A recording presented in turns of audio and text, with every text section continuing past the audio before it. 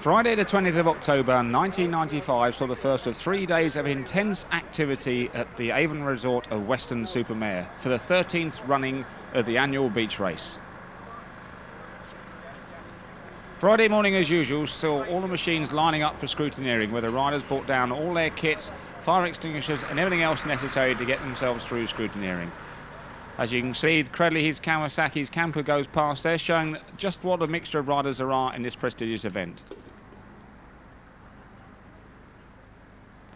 Not only a mixture of riders, but also quite a mixture of machinery as we look down the Parc Fermé here. Quite early on Friday morning, it's beginning to fill up.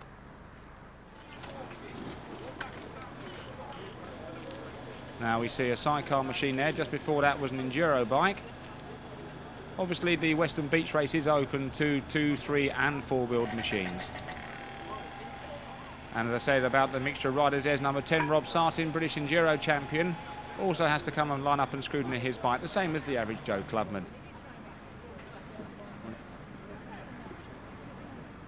They're beginning to fill up nicely. 4-wheelers in the foreground, a wagon train of 3-wheelers just behind them.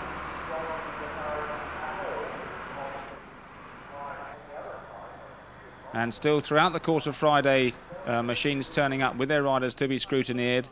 5:59, Andrew Marsh. Talking with Bill Sherris, one of the chief scrutineers. As you can see, rider only allowed to push the machine into the Parc Fermé. 5:15, Mick Jones from Swansea. 61, Stephen Hawkins pushes his machine down the Parc Fermé. Now you can see one of the sidecars. The sidecar seeded through to the main race on Sunday, didn't have to take part on Saturday. Security always a maximum at Western Supermare. If you can imagine how much machinery there actually is in the Parc Fermé and the total cost of it, it's actually quite mind-boggling. 500cc Honda there, quite close to the camera. Another 500cc machine, very useful for the main straight at Western Supermare. Now the higher numbers we see going through here, these are the guys that are actually having to ride on Saturday for the qualifying. Anything from around about, I believe it was 350 upwards. There's some hopefuls from Ampton in Bedfordshire. On the right hand side there, Nick Pinney and his friend Sam 632 next to him. A welcome attraction that was new for 1995 was the show put on in the Tropicana, organised by Pete Edmondson. This gave the punters a chance to see what was new for 1996 in the off-road world. Here we see on John Deacon's Plymouth Off-Road stand the 1996 KTMs. Now Paul Edmondson there, twice 125cc World Enduro champion, with John Deacon in the background taking an interest in the machines. Amongst several static displays with the new offerings from Yamaha, ranging from the tiny little PW50 we see in the background to one of these road-going dual sport machines. Change of colour scheme for the Yamahas in 1996, moving to a very tasteful dark blue and white.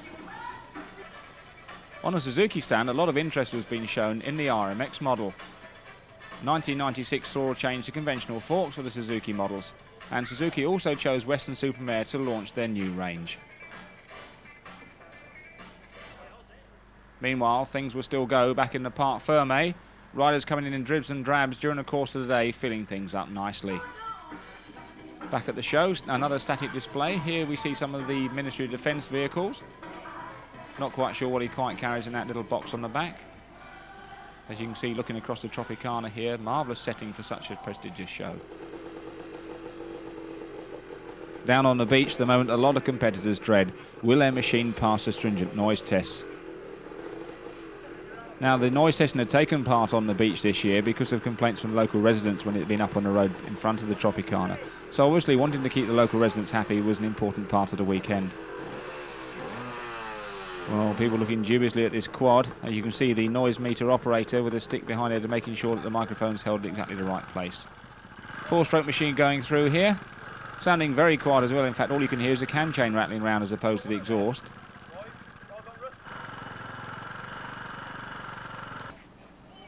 Now, of course, having to get the machines to and from the beach was a little bit of a problem. This gentleman there, casually one hand in pocket, sees the camera and suddenly, oh, there appears the other hand, looks very enthusiastic, with great gusto pulling the machine off the beach.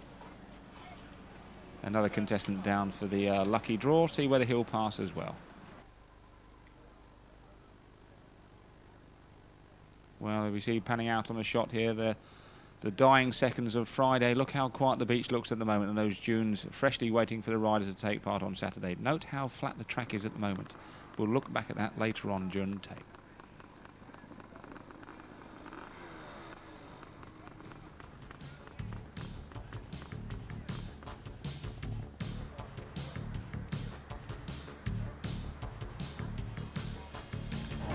Well, Saturday mornings saw a continuance of the marvellous weather we had over the course of the weekend, and a by now traditional parade of ridiculous hats.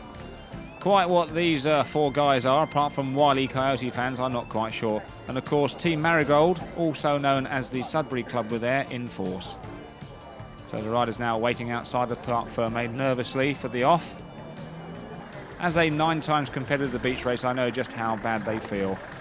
Will the bike start when they go towards it? George Greenland Clark, of course, in the background there, giving last-minute instructions to the guys that collect the debris off the beach. That was Tony Darby and Terry Cadman from Cradley Kawasaki. So the riders now allowed into the Parc Fermé.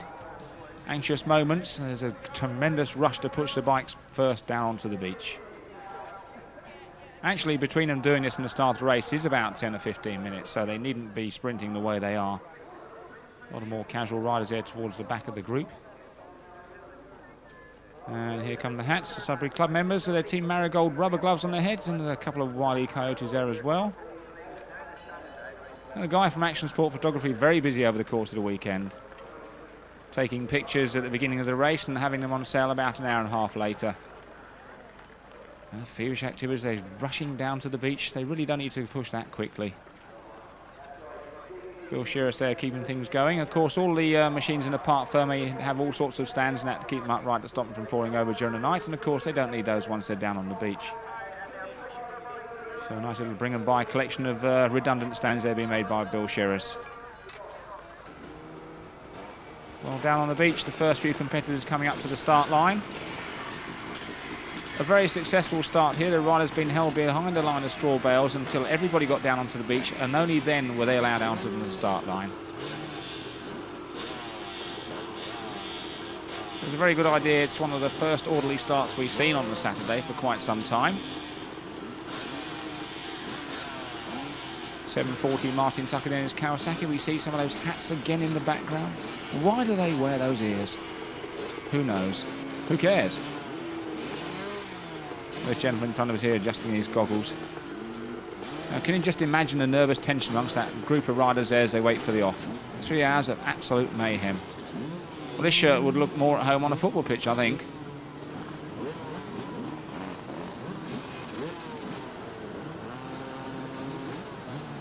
Very pensive looking faces there. Some weird and wonderful machines around that group there. Look at that one. 593 marked out with road marking tape. Not quite sure why. Sudbury Club members once more in evidence. There's the Wile E. Coyote ears again. Oh, and there's our goalkeeper friend. I'm not quite sure what that gentleman's got stuck on the top of his helmet. So they're coming out onto the start now, frantically kicking, hoping that that bike will catch fire soon. So the riders then pushed out onto the start line, and only then were they given the green light. Last few riders out onto the line. Oh dear, there's a couple there collided. Looking down now towards, you can see just above their heads. Momentarily they caught a glimpse of the bucket with the start lights in it. Frantic signals from the back of the crowd there. Last few riders getting down onto the line. Some casual looking gentleman there, hand on hip. Marshall stood there courageously in front of them, and it looks like they're off and they're away. So here we go on a Saturday for the qualifying heat. 3 hours of absolute mayhem. Something in the region of 350 riders vying for those 100 places to get through for the vital race on the Sunday.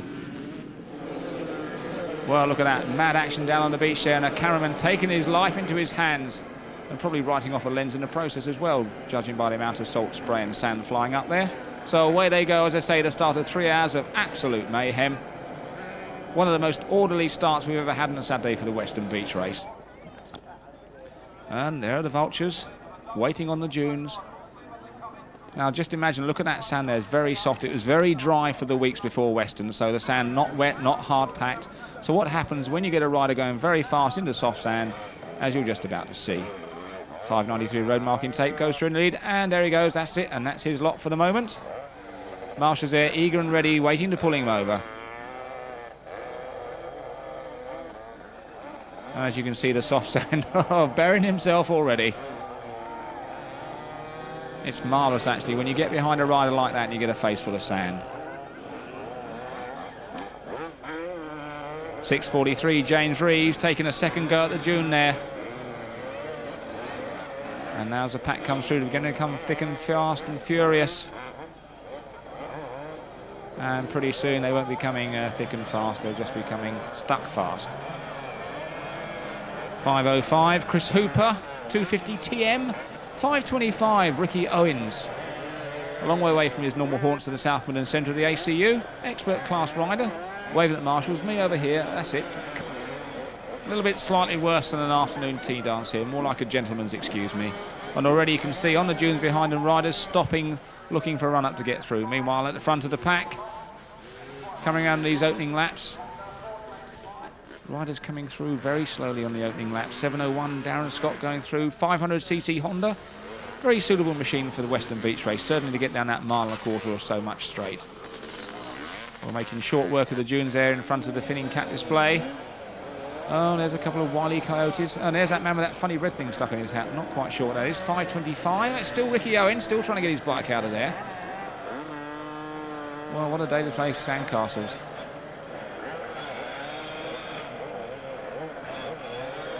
Well, I think the gentleman on the Suzuki there realising that his goggles are misting up a little bit.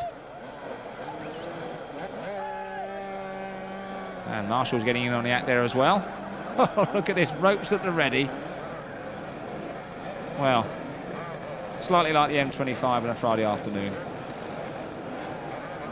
A guy called Hooper there, judging by the back of his shirt.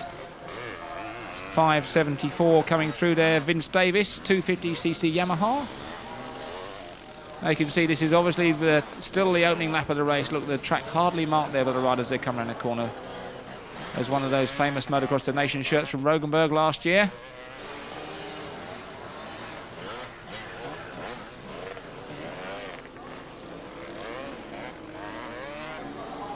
Oh, there's another one of those Motocross the Nation shirts. 663 Lee Jackson. Somebody must have made a few bob out of manufacturing those. Oh, meanwhile, back on the dune. Just in the foreground there, Gavin Linscott, the proprietor of Bike Sport, getting stuck in. Well, absolute mayhem. And Mr. Hooper's still there as well, we see they're just to the right of the camera. Now, Western Beach Race must be one of the very few motoring events where you actually get so much audience participation. Crowd getting in on the act. Meanwhile, the riders making their way through. Very little water on the beach this year. But naturally, of course, our cameraman has to find some.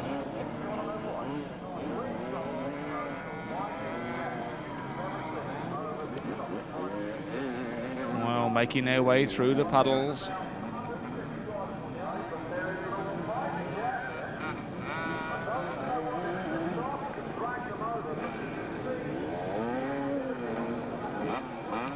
Well, easy does it, very gingerly through. On our way down that main straight, I say 1.25 miles of flat out speed. 5:05, one of the TM's going through there once more. Meanwhile, back at the fog cloud, the marshal's pulling people through. 7:34, William Baines going through there. 7:28, Alan Seaborn on a Kawasaki.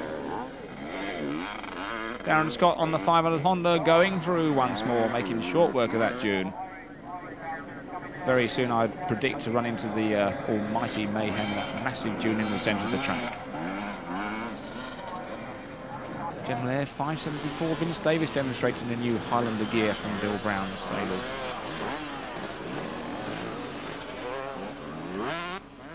Well, you can see the wall of the Tropicana in the background, so we're still in the very early stages of the race. The riders coming through in dribs and drabs. Well, 6:34 stroke going through. There was actually about third on the first lap. That was Dave Roper. Again, another one of those Rogenberg Motocross Donation shirts. 65, Ian Mundell going through.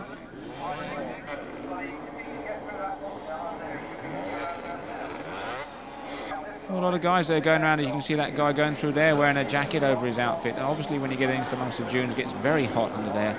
663 once more. Oh, and there's one of the Sudbury Club team members, Team Marigold. Various styles being taken that little bit. That's just, I believe, before the big dune there. You can see just behind them the crowds building up. Meanwhile, down on the Western front, the riders coming down by the sea wall. Into the corner by the Tropicana, they come back towards those large dunes in the centre of the track. Now this was a big dune. It was to cause real problems later on during the course of the race, as we shall see, right in front of the Finning Cat display. 500 though, therefore, George Bent making very short work of that.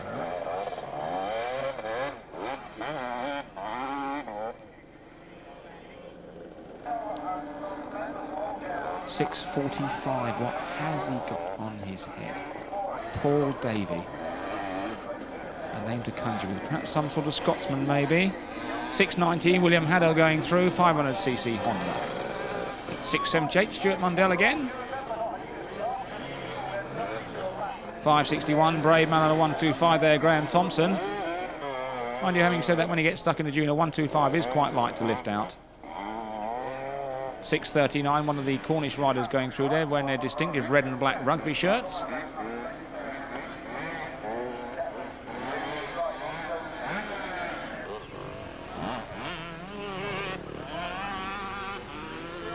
The gentleman sedately making his way down the seafront there. Now notice now how the track's beginning to cut up on this little bit. Now before, as we saw earlier on, it was dead flat there. Now the corner beginning to rut out quite sharply. And yet another member of Team Marigold from the Sudbury Club, 626 going through there in front of us.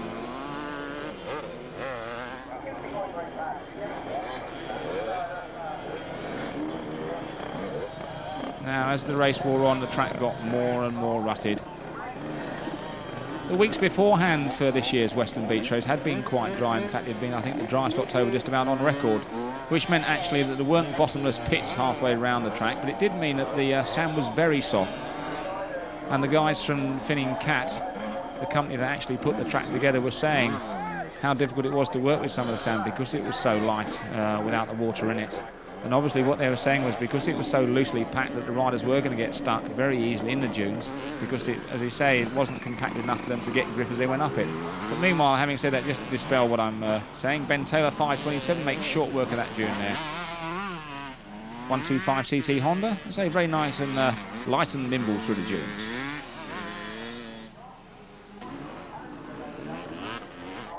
Another one of those maniac marshals there. And the by now ubiquitous rubber glove firmly attached to the helmet. 518 looks like he's been chewing a little bit of dirt as he goes round there. Chris Thomas. Can't quite see what it says on his back. Looks like some sort of crossword puzzle.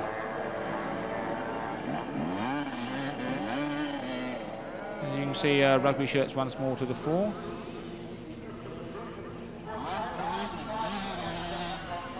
.721, Jamie Black, and a bright pink TM, 125cc, almost dumps it in front of the camera for our entertainment. Well, on Saturday, I say 350 competitors going for that all-important 100 qualifying spot. Oh, to be the poor man that came in 101st. Or should we say, oh, to be the lucky man that came in 101st and have to go out and do exactly the same thing the next day. 588, David Boswell-Jones going through. Everyone taking it very gingerly through the dunes area is Kawasaki. 250cc Honda.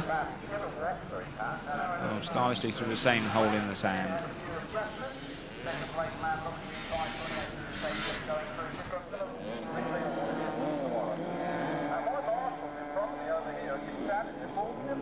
One of those bright pink fluorescent TMs going through there, very splendid looking little machines. Kawasaki going through, 6:49. 5:85, Dean Saunders from Cheltenham St Giles. 5:28, Justin McElravy. That's a name for the commentators to conjure with. In fact, we spent all of Saturday conjuring with that name because he was quite well up the leaderboard. 250cc Honda. Making very short work of that Dune there. 5:31, Richard Watts. 5:40, James Anderson. Well, this is the top part of the course where the riders are weaving their way in and out a whole maze of zigzags designed to break the field up before they get into the big Dune. 6:30 we saw just briefly going through there Dave Roper. Held second spot for the majority of the race. Away once more, back down the main straight. Reaching down, I wonder if he's going to pull the choke on a little bit. I know a lot of riders did that. In fact, oh no, he's just checking the petrol tap actually to make sure it's turned on. I do know a lot of the riders, though, were using a choke as they went down the main straight to stop the motor from running too lean on the main jet. And it's very difficult to get past it without the correct thing, you know. A wheelie for the camera there, 5:06, Vince Jeffries. Very tasteful purple and green Kawasaki. Of course, purple and green, the new Kawasaki colours for 1996 models.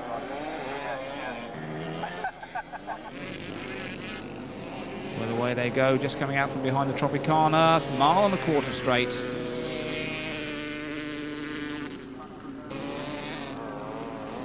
Not for the faint-hearted the straight, certainly not somewhere where you want to actually sort of run out of gas or anything like that. 6:27, Sean Grafton. Vince Davis goes through once more. Making his way gingerly over the Dune.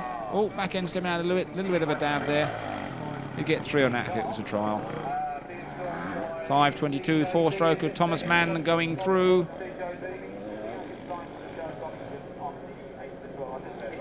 Now notice the first aid vehicles in the background. And away we go down the straight once more.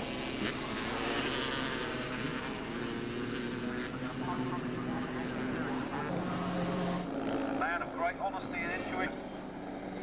He's a wonderful man. Right by, I mean, I looked there as well, you wouldn't believe it, under his car. 6:72, Malcolm Ogden.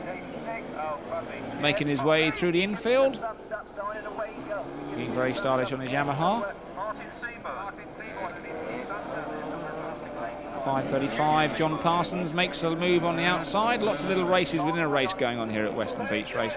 To be quite honest, once the race has been going for about half, 3/4 of an hour, it's virtually impossible for the riders to know well, actually if the guy in front of them is on the same lap or whether they're racing against him or they're a lap down or a lap in front of him. You just have to leave that all down to the lap scorers. Of course, the lap score in that Weston Beach Race is computer controlled through APT systems. Marvellous software program they designed for that. APT applications, if I remember rightly. The days when you could be able to keep track of an event like this by just writing numbers down the bit of paper are long gone, unfortunately. 6:54, Mark Bates going through. 185, Paul Quinlan was a guy that was riding for one of the charities. He actually took part in both days. It just shows you don't have to be mad to ride for a charity. It does in fact help. Away down the straight once more. Riding off into the sunset. All we want is the sound of a harmonica by a distant campfire. Back on the infield, 5:01, Paul Brown is going through. 500, George Brent.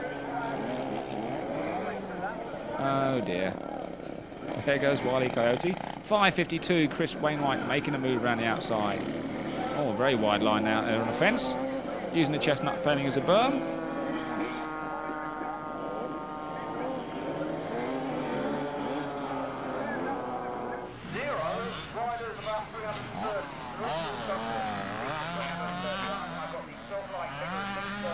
A few little scraps going in there through those tight turns on the infield, down by the seawall once more. 6:61, Ian Bird. 7:09 getting a toe back, Peter Finch. One rather deflated Marigold Glove making his way back down the beach. And there's the Cradley Kawasaki pit crew. That was Terry Cabman and Martin Priest, Ricky Priest's father there, getting off the back of the trailer to help pull the riders back in. 6:11, Andrew Beadles. Oh, there's a sheer face of one of those tremendous dunes on the infield.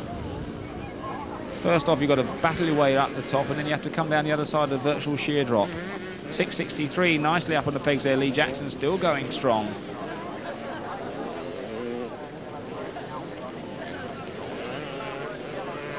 .536, Glenn Howard.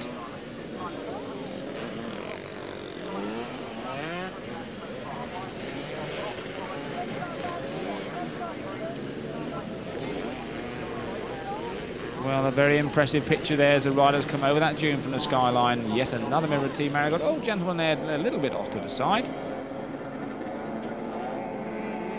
And here we go away down the straight. A lot of these guys gear their bikes up so they can get some really horrendous speeds down the straight. But unfortunately, of course, once they get back into the slow stuff amongst the dunes, some of the high gearing can be a bit of a problem for them. The gentleman there sporting and carrying his drink with him on his back there on the Camelback systems. Well, making short work of that dune as well. Now you can see now how much the track has cut up now, about halfway through the race. Just look at the dunes as the riders go through them. You can see how much they've worn down in the centre as they go over the peaks. Look at that, from where the marshals have stood from the top to where the bikes are going through, it must be about a 4-foot drop now, and that's just all been eroded away by riders continually going over it. Or not, as the case might be.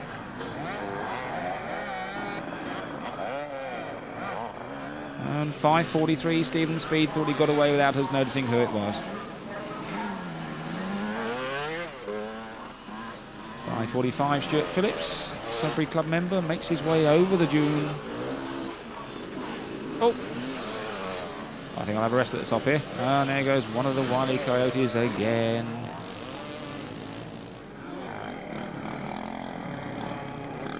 .618, Brendan McDonough.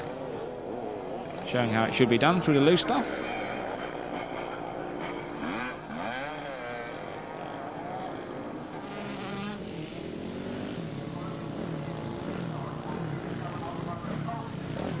Well, you can see just how the track alters as they go around it. There's fairly hard pack there, and the ground looks quite firm compared with that soft stuff we were looking at a few moments ago. Then they come up to one of these marvellous man-made obstacles. Some superb work done by the Finning Cap machine over the course of the weekend. And of course, when it all finished on Saturday, they came out and rebuilt the course all again for the Sunday. And through the soft stuff once more. Look at this, looking down the track there. The beach race course this year, about 3.5 miles round for a lap. So if you knock off about 1.25 miles for the straight, then there's 2.5 miles down through the infield. And you can see just how the terrain varies. Look, they're going through the dry and sticky stuff there, getting a bit rutted, and then they go around the bends, through the zigzags, and then they come into the soft stuff. So in the space of about 150, 200 metres, two completely different sorts of terrain for the riders to battle out against. Marshall's on a mission there by the looks of things.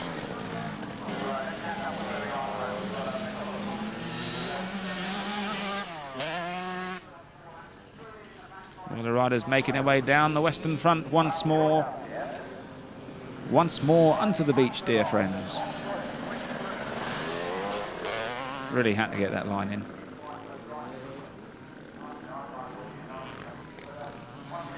The familiar sight in the background there behind the sea wall of the Motorvision van.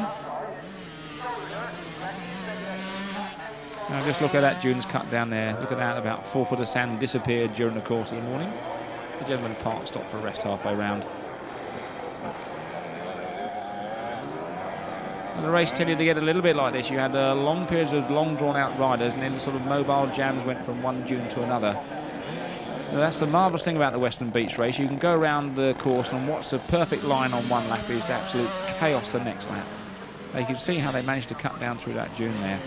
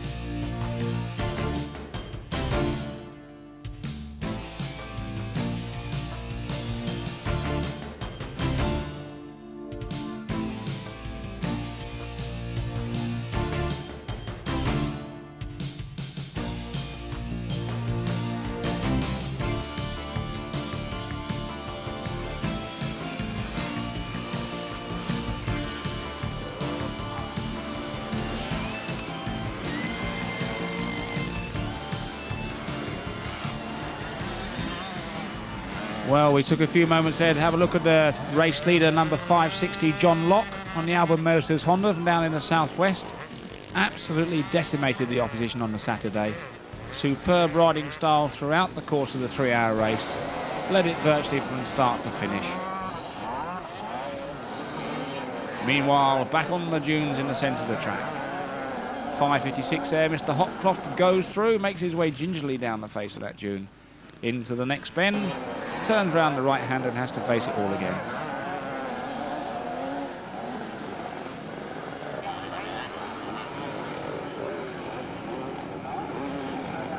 .630 there, David Roper. The man in second spot goes through. 5:55, Tyrone King. With yet another pair of those Wile E. Coyote ears.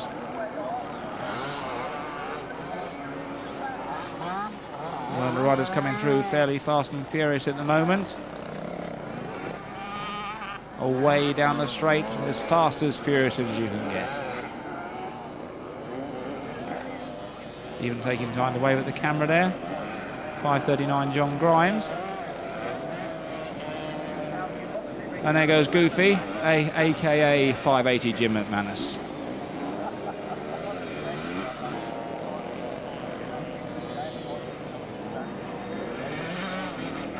.553 Martin Truman. Nice little burst of speed as he goes past the camera. Away through the soft stuff. 584 Stephen Mayle. 500cc Honda. Skipping the light fantastic through the soft sand. Fishtailing away down the straight as you come out of that corner by the pits. One of the pink TMs goes through once more. Away down that 1.25 straight. Conversely, the other end of the track in the soft stuff. And away through the zigzags, the flat out zigzags at the top end of the course. 5:74 Vince Davis showing how it should be done. 6:62 Mark French. 4-stroke grunting its way through that zigzag there.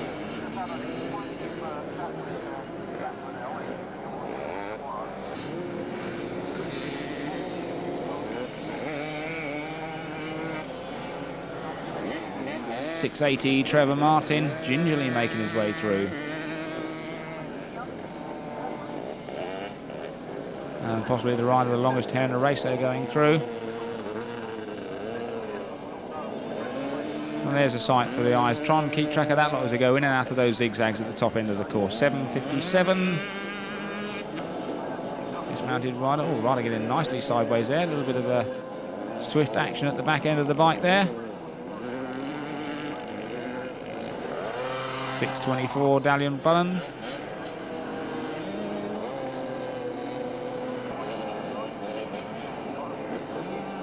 Well, still at the top end of the circuit. Oh dear. Whoops, down we go. Hope that nobody behind sees what's going on. Doesn't seem to be a marshal at the top of the dune there. Number 730 it was, who dug himself well and truly in the bottom there. Oh, well, look at this. Friday afternoon on the M25 once more. Our friend with the red furry thing in his hat's there once more. The Wile E. Coyote ears are there. 6:32. Sammy Gendy we see pushing his way through there. The gentleman we saw at the Park Ferme on a Friday afternoon. I bet he wish he was back there now. Well, the forlorn looks on some of these riders' faces as they look up at the top of this dune. Things getting pretty thick down here in amongst the fug as well, and then to add insult to injury, get plastered by Sam with the guys in front of him. Well, this is actually the big dune, a dual stage dune that was in front of the Finning Cat display.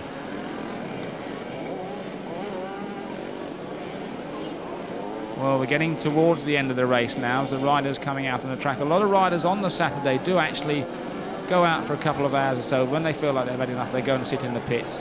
And then when it gets towards the end of the race, they all come back out on the track once more. Now we see here, obviously, with the hold-up there was in the dune, a little bit of a detour being made here. Judging by the way the fence has been opened up, I would imagine that's with the clerk of the course's permission. So the riders away once more back down towards the Tropicana. The pit's hidden behind the Tropicana. 6:51 Martin Morton went through there. 5:11 Martin White.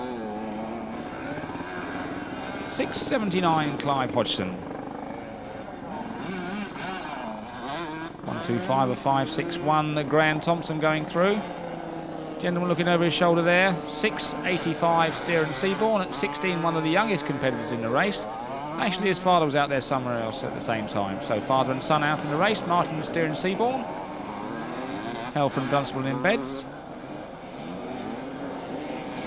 185, there's that Madman that took part in both days. And speaking of Madman, there goes 5.55 Tyrone King.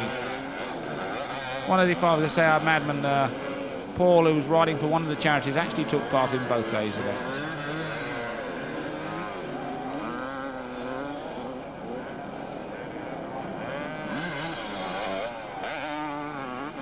Oh, very stylish action there, trying to collect the cameraman on the way round as well. 6.40 John Ward.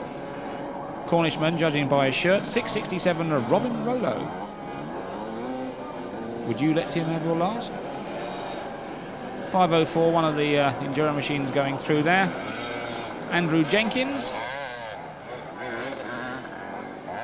You just see how much these, how soft these dunes are rather than riders going up them. 5.46 Paul Baker.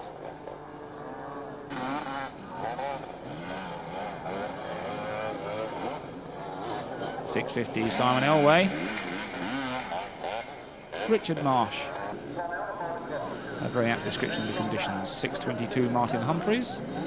Now look at the way those dunes have just collapsed down.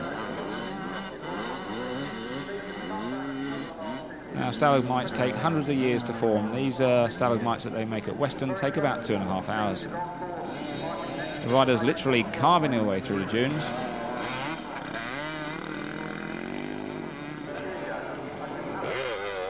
.619 Martin Howes goes through.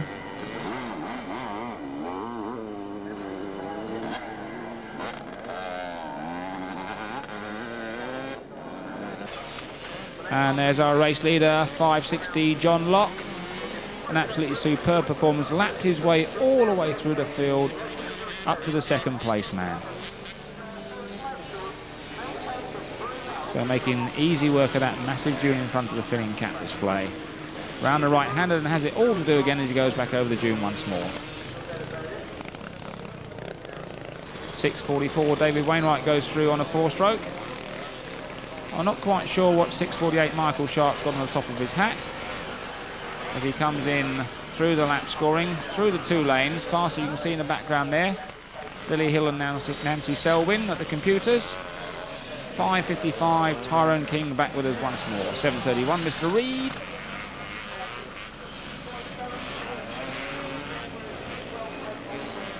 So at the end of the 3 hours, these riders looking really, what's the word shall we say, full of go.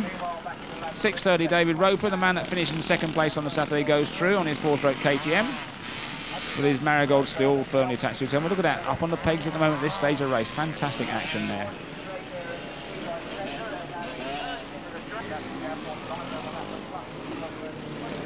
So Roper comes in once more to the lap scoring lanes. Rather sure that must be cleaning the plates on every rise they go past. Something to keep you interested for 3 hours.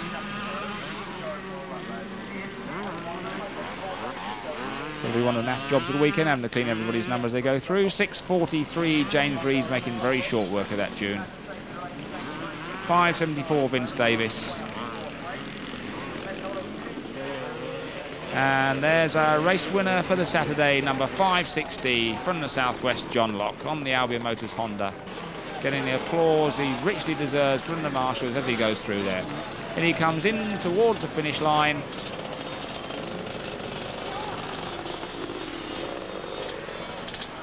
So John Locke comes in to pit control for the last time up to the lap scorers. Momentary glitch, looking very happy, a smile on his face there. Went that last rider to get out of his way, won the back markers. Gets his number plate clean for the last time. Round the corner sees the welcome sight of John Hauler with the finish flag. So John Locke, 5.60, decimated the opposition and won Saturday's race. Second place man was Dave Roper, number 6.30 on the 4-stroke KTM. Third was Vince Davis. Fourth was James Rees. Fifth was Ian Mundell. Sixth was Stuart Mundell. Seventh was Ricky Owen, 5.25, we saw earlier on the little Honda. 8th was Carl Smith, 9th was John Chambers, and 10th was Clive Brand. So 100 riders go through from Saturday to qualify for the main event on Sunday, where to add insult to injury, they have to meet the 3 and 4 wheelers as well.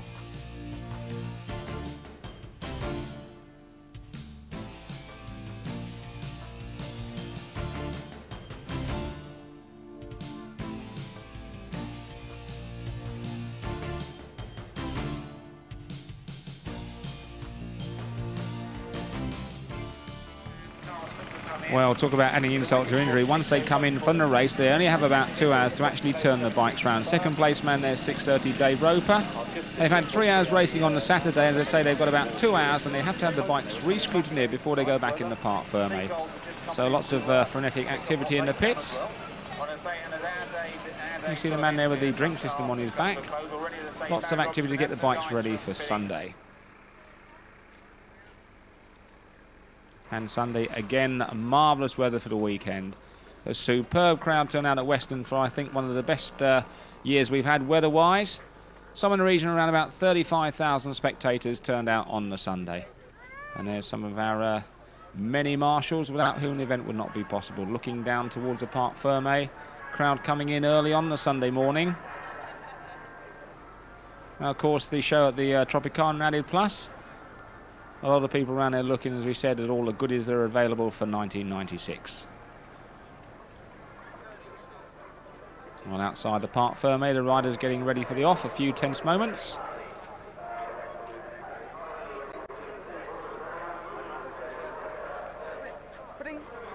A lot of nerves there. Again, the nervous tension that we saw at the beginning of the race on the Saturday. Riders hanging around trying to kill those few minutes with sort of silly conversations. They're suddenly allowed out onto the beach. Well, look at this. The guys really sprinting there to be first out.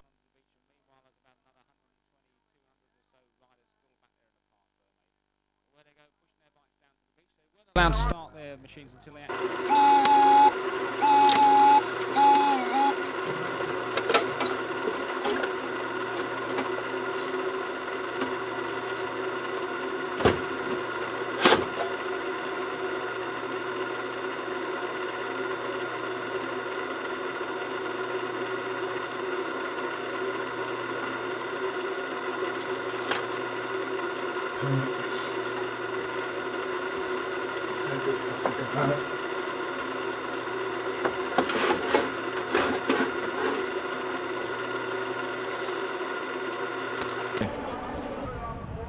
So here they come around on the first lap. It was number 3, Zach Bonnell on the Saniford Honda. Came round in the lead, and just look at his style as he comes over these jumps here. Full of beans, really loving it. Really is getting some height off those jumps as well.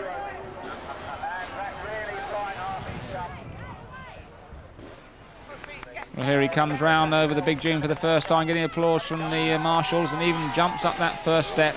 A very tricky step on that dune, rebuilt overnight by the Finning Cap people. Second place man, much to the sponsors' delight, was one of their team riders, number 144, Daniel Smith.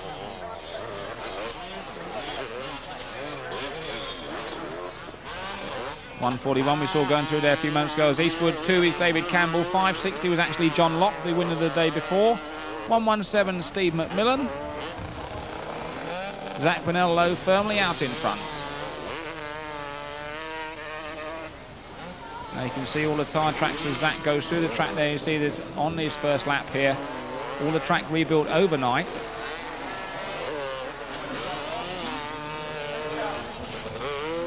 Eastwood going through once more.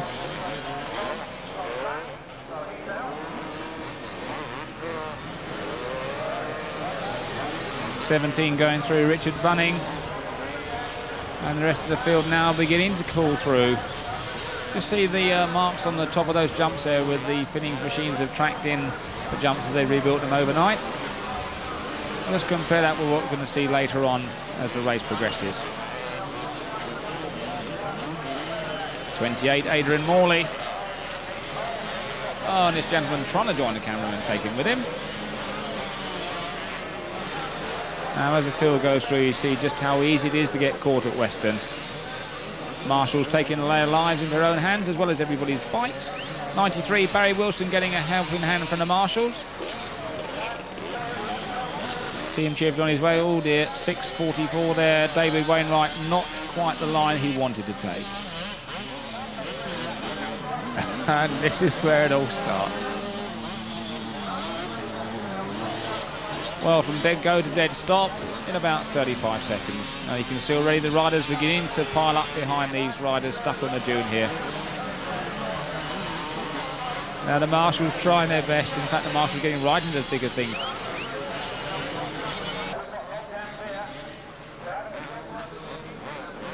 Number 10, Rob Sarting going through on his Yamaha. 6:30, the second place man from Saturday going through there, Dave Roper. And meanwhile, back in the dunes, one of our Cornish contingent in their red and black shirts being heaved through there by the Marshals. Oh no, in motocross there's something in the rules, there's something about if you receive outside assistance you could be disqualified. I'm not quite sure that actually applies to the beach race at Weston Supermare. And already you can see some of the bikes down to their saddles in the mire. And those guys there being covered by sand, saying thanks very much to the man in front.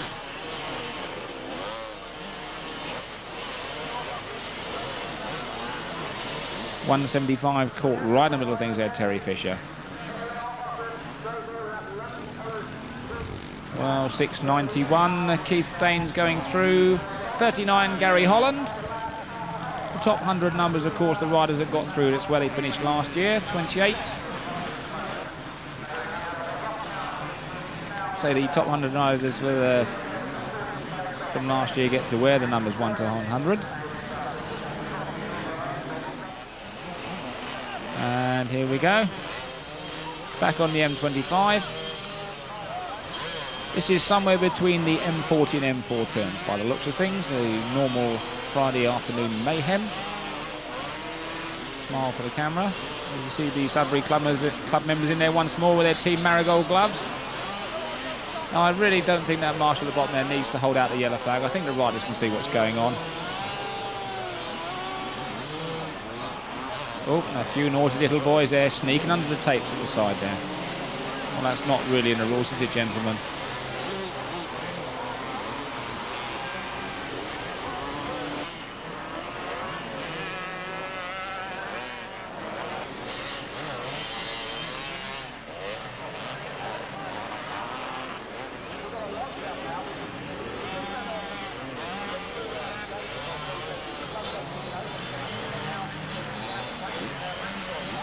.225, David Brown making hard work of that dune there.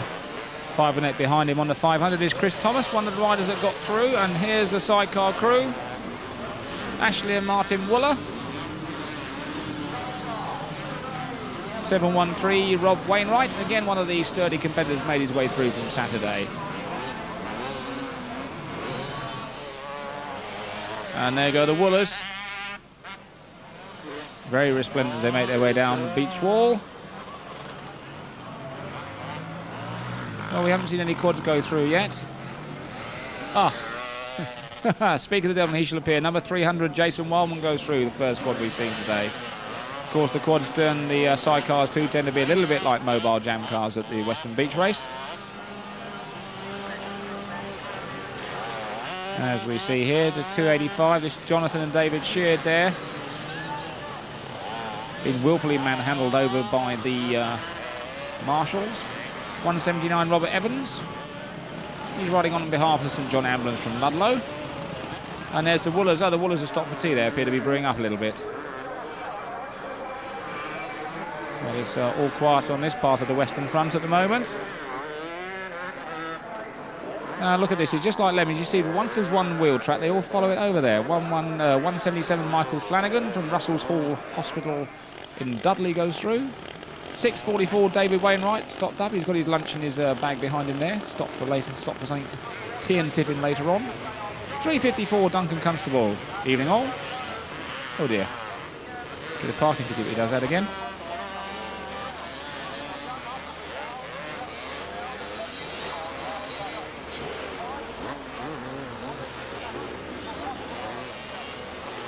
Well, the early stages of Sunday's race proved to be the usual. Number 5, Steve Liddington there, part of the CAT team.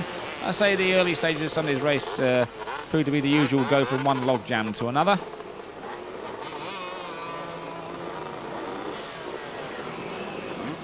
Number 17, Richard Bunning. And there's Andy Gilbert, the winner of last year's beach race and the alleged perpetrator of the false start. George Green and the clerk of the course said likes to get in amongst the thick of the action. In fact, Andy Gilbert trying to make his way up through then. One of his CAT teammates on the right-hand side there, number 5, I think there was Liddington. Well, 3:72 making very short work of that. Well, number 4, A.D. Smith. Again, another one of the CAT team going through there in front of us. Another 2 of the CAT team going through there in front of us. Interesting line, that. Very casual marshal there at the top of June. A.D. Smith once more in the thick of things, quite literally. Or is it thick in the things? Well, this is a bit like motorcycle macrame, to be quite honest. Try and unravel that lot.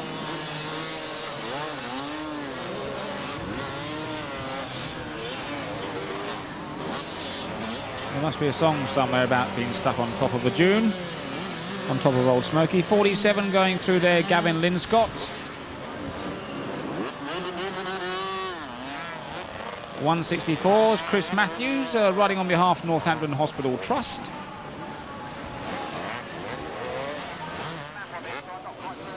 And there's Paul Pelling and Sue Kemp on the sidecar outfit. 17 is Richard Bunning in the thick of things once more. What looks to be like a new 96 model Honda. Andy Gilbert still in the thick of the fray. Now Steve McMillan, 117. The son of Honda UK's manager. Gilbert, meanwhile. Andy Gilbert managed to stay on top of the leaderboard for the first hour and a half or so. Kemp and Pelling we saw there behind him.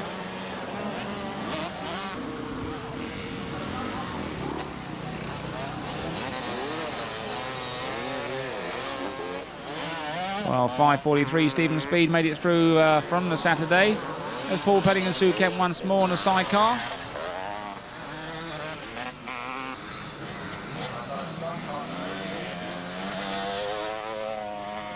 Number 20, Ewan Caldwell making his way through.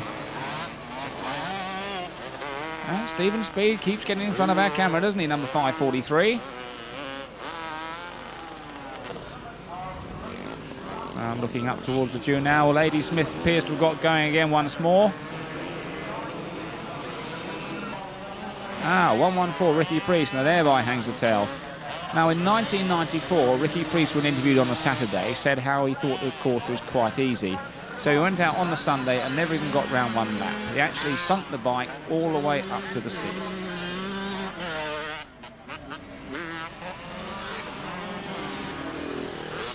Well, number 18 going through there, I believe, was Mark Hucklebridge.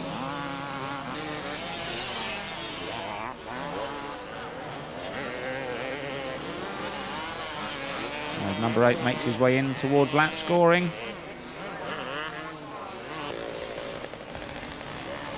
.691 Keith Staines. One of the many enduro machines out at the Western Beach Race. 5:60 John Locke, Saturday's winner. Kept his way in about the top 20 all the way through the race. Oh, number 90 John Rutherford going through there. Well, looking down the riders going through this section. Of course, it's the 13th running of the Western Supermare Beach Race.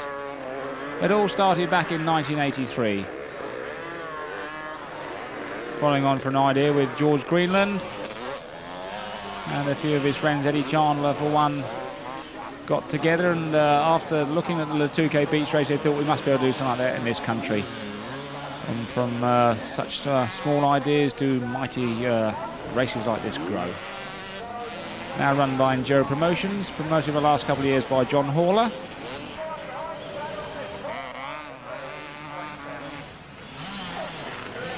Well, one of our sidecar crews going through there. 1:46. David Liversley going through. Oh, nice stylish wheelie there for camera. 1:18. Trying to pick up the camera there, Tony Fry. Wants to come and join us. Oh, hello. Time for a tea break once more. Casual Marshall, hand on his hip, looking over his shoulder nonchalantly. I'll let them sort it out. That's their problem, not ours. Wait till they get stuck on this one. No, you don't have to be mad to be a Marshall here, but it does help.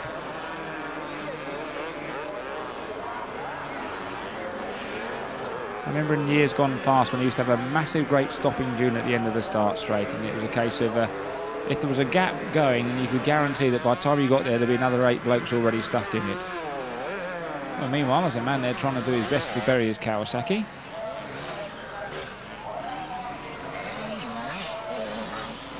Man with ammo written on the back of his jeans there. One wonders what that stands for.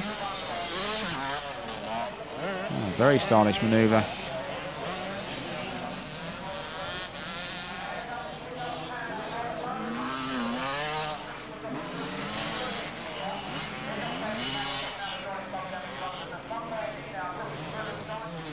Well, the riders now beginning to settle down into a pattern. Andy Gilbert going through.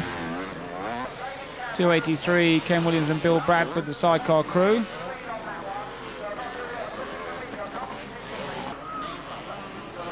And comes David Campbell. Now, David Campbell, number 2 on his machine, signifies he actually finished second last year. And keeping well in the hunt so far at this stage in the race.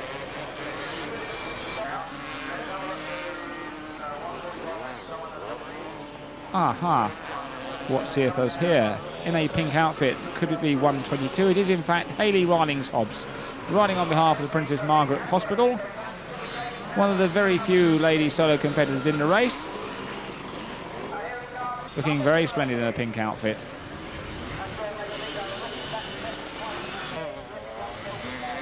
Well, there's Rob Meek. Already won the Western Beach race a couple of times and looking very strong on the machine at the moment.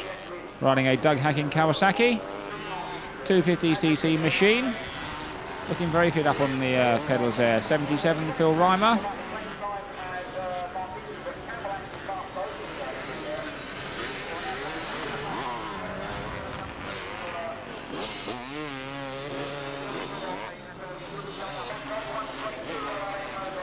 .718 Richard Marsh. As yet another retirement makes his way through the ropes. And making his way through the pack there, 141 Mark Eastwood and that distinctive Sky Master Honda top. 23 is Grand Prix number. This is one of the great things about the Western Beach race. It's like the off-road equivalent of like the Manx Grand Prix or the Isle of Man TT races. You've got a chance for the average Joe Clubman to have a track go out on the same track as the top runners. Away once more down the long straight here. Looking back, we see Hotelville in the background there. Mark Eastwood. Mark style easily recognisable on the bike. Really crouched forward over the bike. Very attacking style.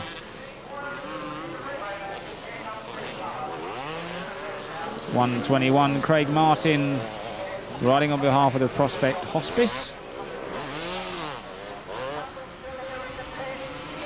6:43 James Reeves. And 178 there, Shane Calloway, riding on behalf of the Devon Air Ambulance. Son of Ron Calloway, the man who commentates down the pits at Western Beach race. Well, 114 Ricky Priest, still managing to keep going. Hasn't managed to bury himself yet. His sponsors, Crowley Kawasaki, of course, providing the wrecking crew over the course of the weekend. Tony Darby and Terry Cadman. Team Cat member number 5, Steve Liddington, going through.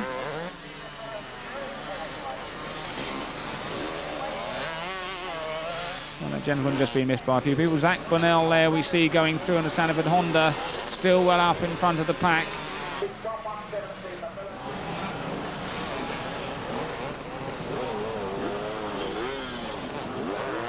Things come to a dead stop once more. 185, that brave man who rode both days. Waiting patiently, he knows it doesn't Doesn't really benefit his push on. 96 Dale Brinkley on a Diana Golding Trust going through. 171 Matt Nelms, Staffordshire General Infirmary.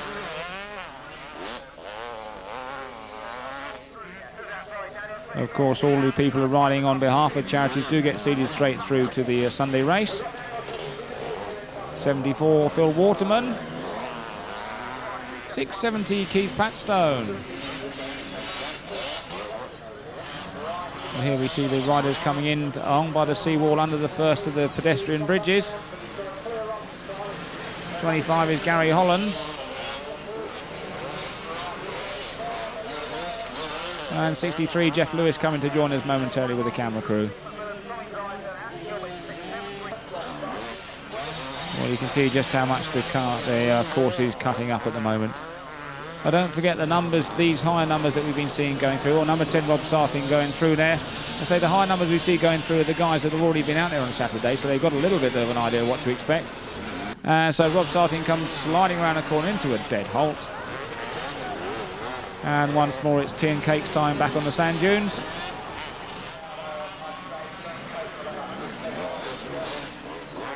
And there's the Woolers once more.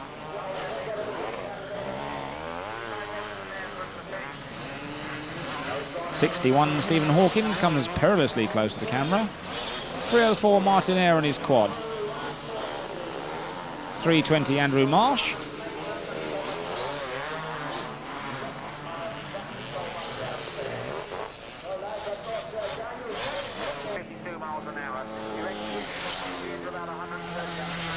Away they go down the straight once more.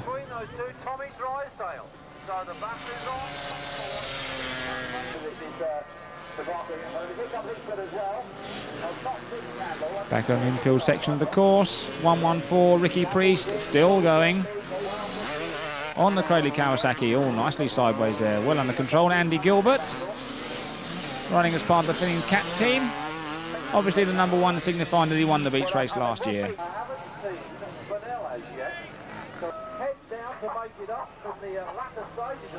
And speaking of Cradley Kawasaki, there goes the Cradley Kawasaki sponsored, what's the nice polite expression for it? The breakdown wagon, shall we say. 5 goes through Steve Liddington. Yet another of the Cornish riders, 53, Richard Penhaligon. A nice Cornish name, that Penhaligon. 295, bearing himself a little bit there. Possibly has friends in Australia and trying to dig his way down to reach them. Nice little shot here. Nice. This is a nice group family photograph. This is the Lemming family from Warwickshire. Getting close together for a group photograph down by the sand dunes.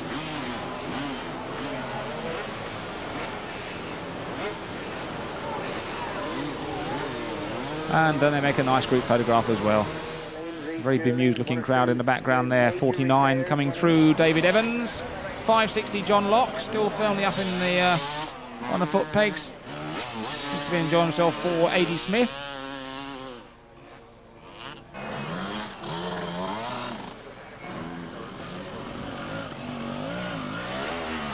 Another one of our very brave sidecar crews going through. 215 Mark McCann riding on behalf of the League of Friends. 45 Owen Chisel going through on his Kawasaki. 203 Dave Chorley riding on behalf of Musgrove Leukemia Group from Somerset. So not too far distance for him to travel to Weston. And 543 Stephen Speed gets in front of the camera once more. That's about the 10th time we've seen him. 194 Stuart Sims. And there's Paul Pelling and Sue Kemp going through once more on their sidecar. Looking a little bit worse for wear.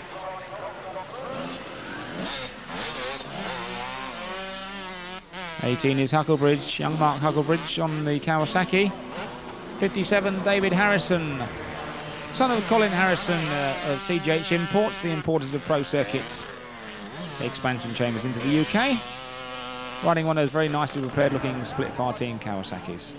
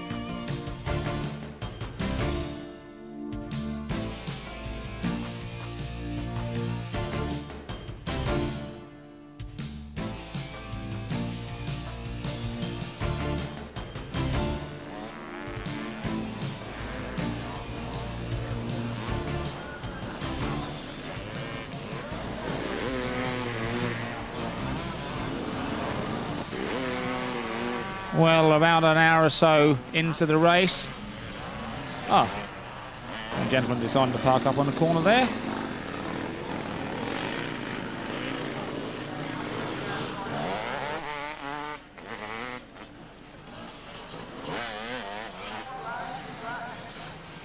.663 going through.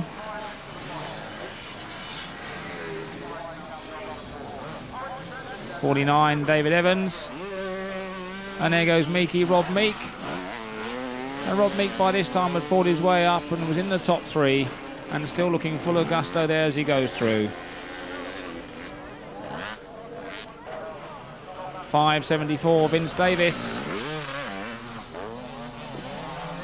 Now you can see just how much the course is getting cut. 47 Gavin Linscott, 59 Carl Last. Gavin Linscott is a safe proprietor of bikes brought up in Newcastle and still enjoys riding his machines. I believe he goes to Latuka every year as well. So compared with that, obviously Western Beach Race must be just a weekend jaunt for him. 2.44 Nigel Massey riding on behalf of cystic fibrosis. 7.21 Jamie Black fought his way through Saturday on a 125 Honda, still going fairly strong. 5.53 Martin Truman.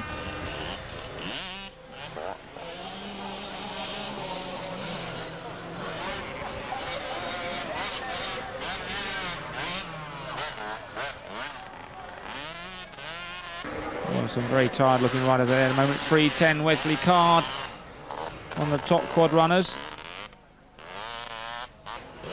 Just by measure of how mild the weather was this year, a lot of the quads and sidecars did very well and got through the opening laps very quickly.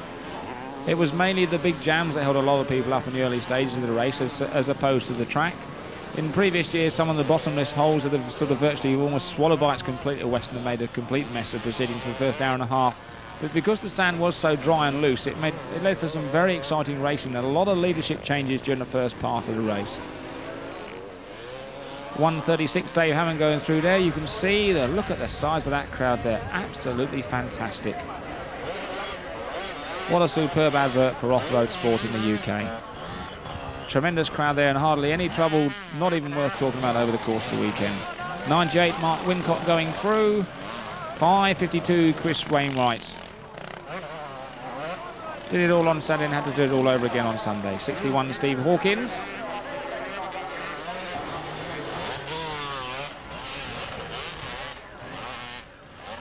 .26 very tired looking Nick Carter.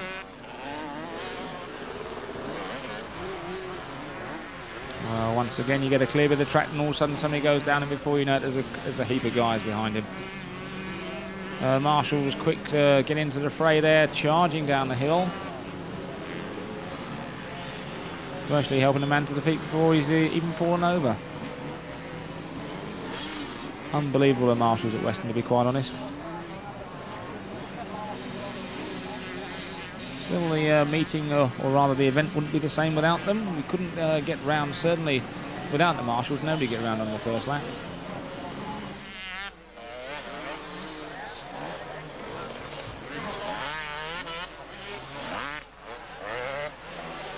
Nice little shot of the top of one of the dunes here. The riders, they go away from us.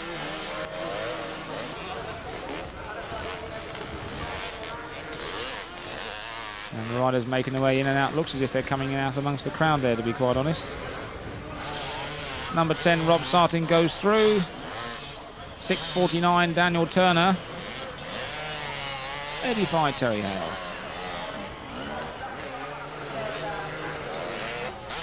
Now number 9, Tommy Drysdale, one of the much fancied riders from previous years.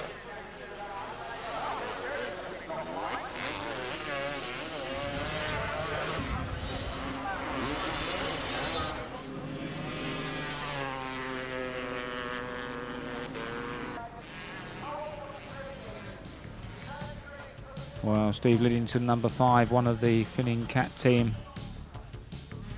Finning's one of the major sponsors of the Western Beach Race. Without them, this race would not be possible. They were there for about a fortnight before the start of the race, building the dunes. A crew of, I believe it was 4 machines altogether working out there. Talking with Keith Darsh, the area manager, he was saying that the machines used over the course of the weekend and actually on display in the Tropicana came to £1.2 million at retail price value. And Finning's putting in a full team of riders and also getting very much involved in the sport in 1996, having their own much publicised motocross team.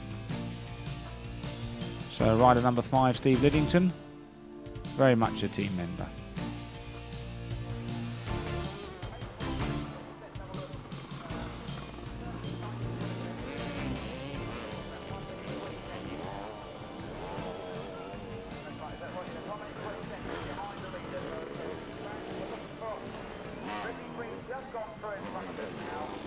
.557, Richard Peck going through on a 4-stroke Husqvarna. Now just look how much those dunes have been broken down by the riders as they come through.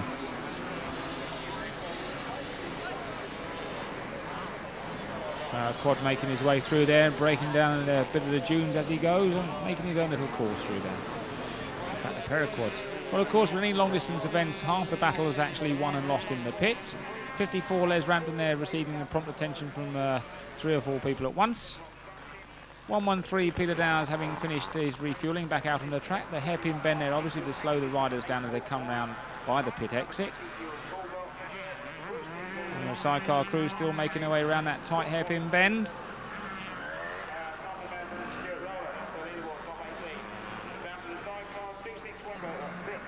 Well, here's a brave pairing, Phil Pryor and Claire Weston.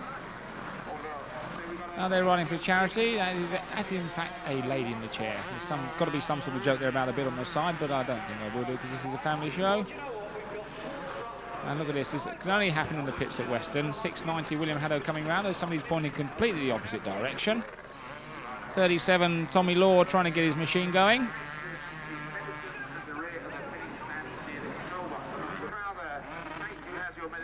As I say, one are lost in the pits. Lots of frenetic activity going around. 179 Robert Evans looks to be going around. Oh, he's found his way out of the pits at last. 99 David Biggs. Back out on the track meanwhile. 135 Spencer Collins goes through. 553 Martin Truman.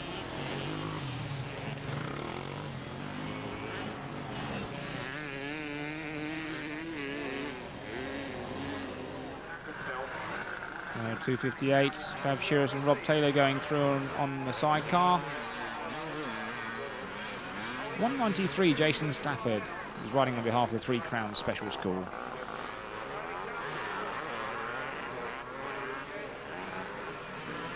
.304 Martin Ayres, Rob Sartin back in the frame once more. And here we go, looking across, that's the Finning's Cat Hospitality Suite there. Now, in the latter stage of the race, this man, the number 6, Rob Meek, began to dominate the proceedings. Twice previous winner of Western Supermare Beach Race. Looked very much in the cards he was going to make it 3rd time again at Western. So Rob Brown by the pit turn here, exiting onto the long straight. As always at Western Beach Race, fast and furious action all the way through, 3 hours of action-packed mayhem, for want of a better word. Now imagine getting caught behind that lot as you go out onto the straight.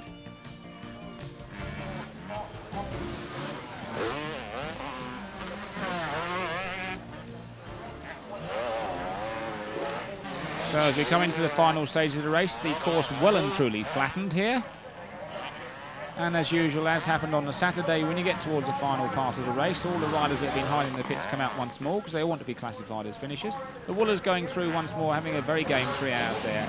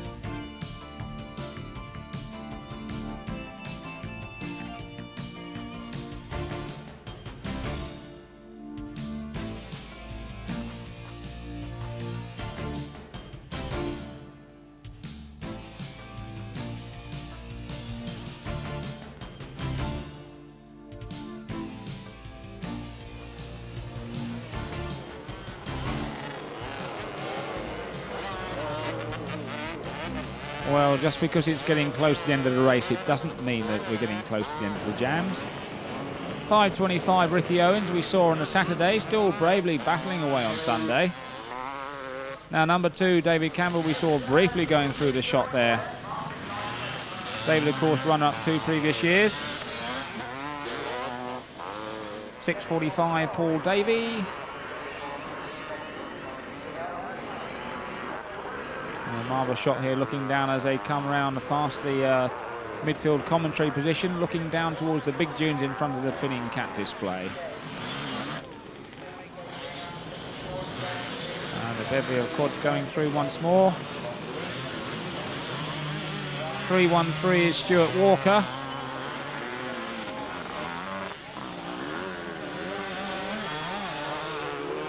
.6:30 David Ropel, once more the man who came second on the Saturday.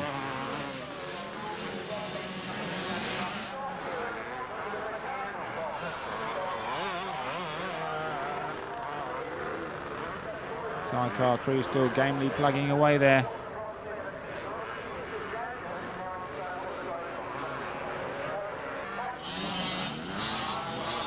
Number 10, Rob Sartin on the Yamaha.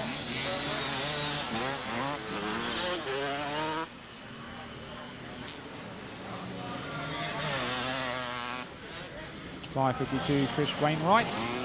Oh, left only behind him there. Take no passengers, that's what I say. 18 is Hucklebridge, Mark Hucklebridge on the 125 Kawasaki.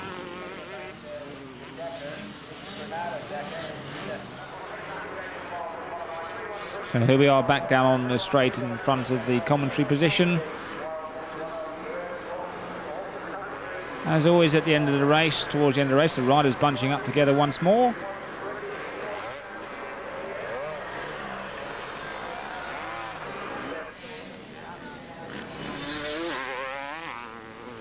.223 Andrew Hargrave going through.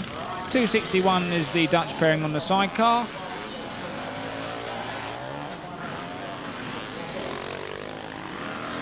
And things really are beginning to tighten up at the end of this race. Riders going through thick and fast here.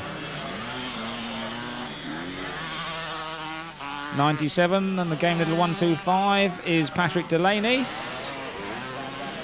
And 145 for the Finnings Cat team is Kevin Diamond. Oh, 141, a very hard charging Mark Eastwood. Mark had a lot of problems at the beginning of the race, but pulled through very well up to 5th place at the end. 49, David Evan.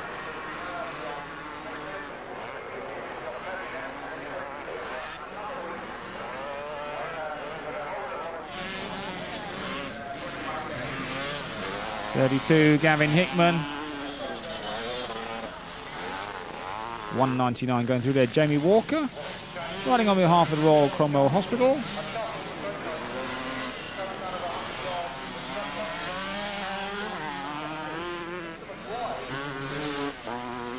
.228 really flying there is Martin Pitcher on behalf of the Rainbow Trust.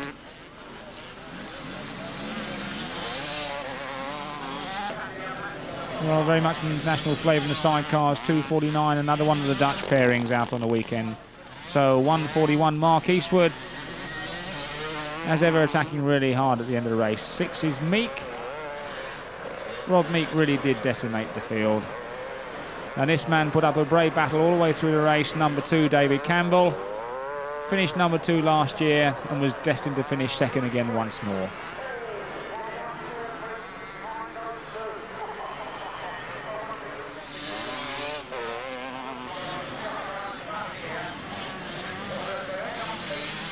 .114, Ricky Priest. Did a lot better than last year when he didn't do one lap. This year he managed to finish in 4th place on the Cradley Kawasaki. So a lot better year for him. 228, Martin Pitcher making his way through laps, going for what would just about be the last time for him. Well, Rob Meek, what a superb performance on the Doug Hacking Kawasaki. His 3rd Weston win. Shown the grit and determination. He's had a really mixed season, shown himself to be a master of all trades. Won the opening round of the British Enduro Championship to the Brecklands back in February, and finishes off his season with a superb win here, third time at the Weston Beach race. Really did seem to be enjoying himself all day, rode a good steady race and made sure he was there when the checkered flag came out at the end of the day.